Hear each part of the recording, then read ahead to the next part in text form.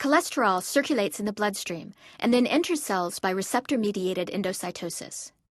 Instead of circulating freely, cholesterol molecules are derivatized and packed inside low-density lipoprotein particles, or LDLs.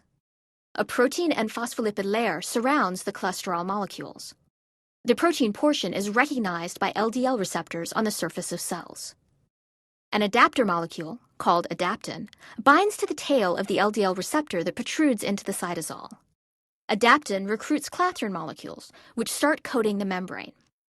Assembly of the clathrin coat causes the membrane to bend and invaginate, forming a vesicle that buds off inside the cell, taking with it LDL receptors and the LDL particles bound to them.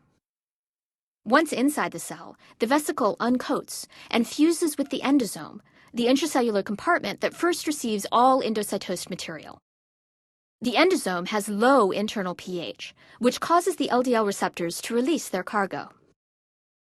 Empty LDL receptors are recycled to the plasma membrane in vesicles that bud off from the endosome.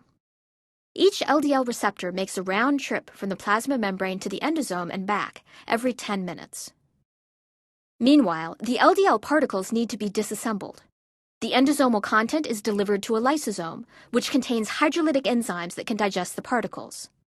Free cholesterol is liberated, together with amino acids and small peptides generated by digestion of LDL proteins. The cholesterol is then released into the cytosol to be used in the synthesis of new membranes.